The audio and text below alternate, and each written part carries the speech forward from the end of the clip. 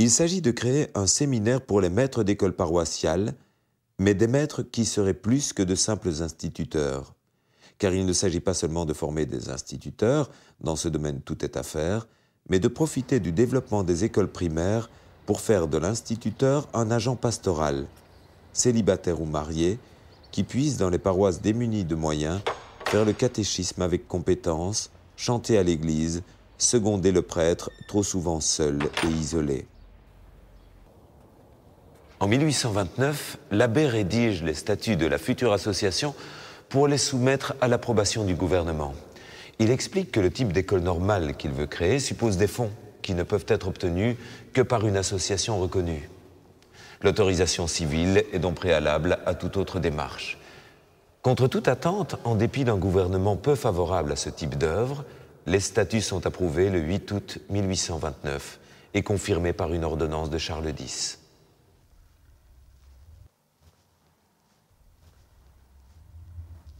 Mais ce succès crée une sérieuse difficulté avec l'administrateur apostolique du diocèse de Lyon, Monseigneur de Pin, qui n'admet pas que Louis Querbe ait accepté de traiter avec un gouvernement qu'il combat et que les écoles de Saint-Viateur soient soumises au règlement et au contrôle universitaire.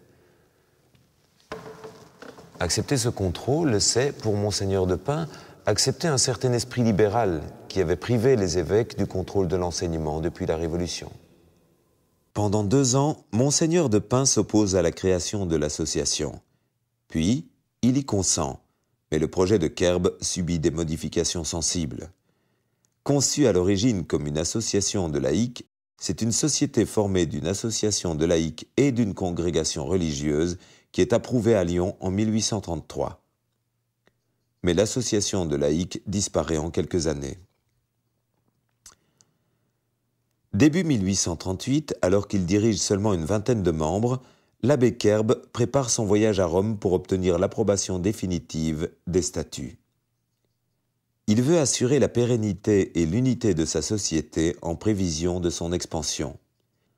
Le 21 septembre 1838, l'association de Saint-Viateur est reconnue comme une congrégation religieuse de droit pontifical. Louis Querbe émet, devant Grégoire XVI, ses engagements perpétuels de pauvreté et d'obéissance comme premier supérieur de son institut.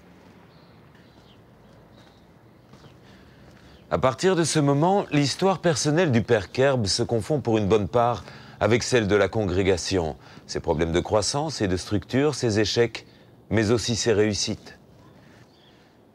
Tout en étant supérieur, Louis Querbe reste toujours curé de Vourles. Même s'il est assisté d'un vicaire, il reste le pasteur de sa paroisse.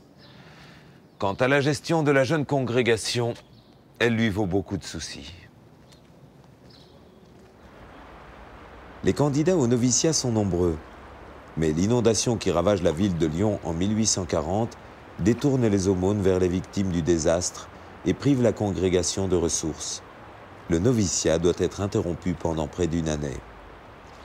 Une seconde désillusion vient du diocèse de Nevers, où une maison de formation a été implantée. Mais le développement escompté n'arrive pas. Le père Querbe se trouve avec une fondation imprévue aux États-Unis et qui vient trop tôt.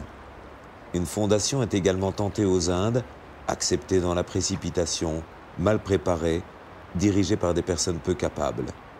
Toutes 2 seront un échec. Par ailleurs, toutes les écoles dirigées par les religieux de Saint-Viateur faillirent être supprimées, car des écoles avaient été ouvertes de façon irrégulière dans des départements pour lesquels l'association n'avait pas été agréée.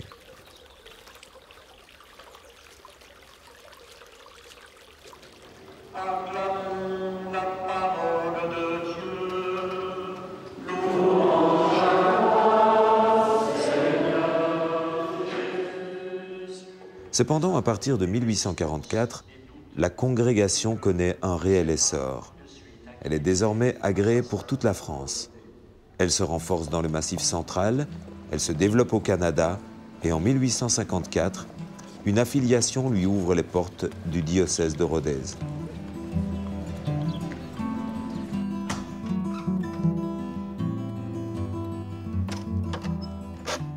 La manière dont le père Querbe gère la congrégation déconcerte parfois. correspondance irrégulièrement tenue, conseils rarement réunis, difficultés avec les seconds.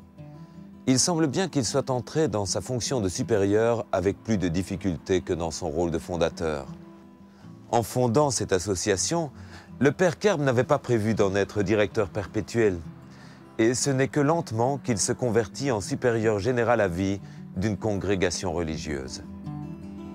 À la mort du père Kerb, le 1er septembre 1859, la congrégation comprend alors 250 religieux répartis en 4 régions, celles de Lyon, le Cantal, le Rouergue et le Canada. Intelligent, lucide, actif, Louis Kerb fut un homme d'une foi profonde et d'une grande sensibilité aux besoins de l'Église et du monde de son temps. Sa devise « Adorer et aimer soit Jésus » synthétise parfaitement sa spiritualité. C'est un homme de contemplation et d'action auprès du prochain.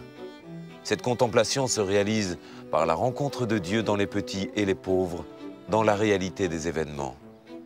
C'est aussi ce qu'il attend des catéchistes et de tous les chrétiens qui doivent vivre pleinement leur baptême.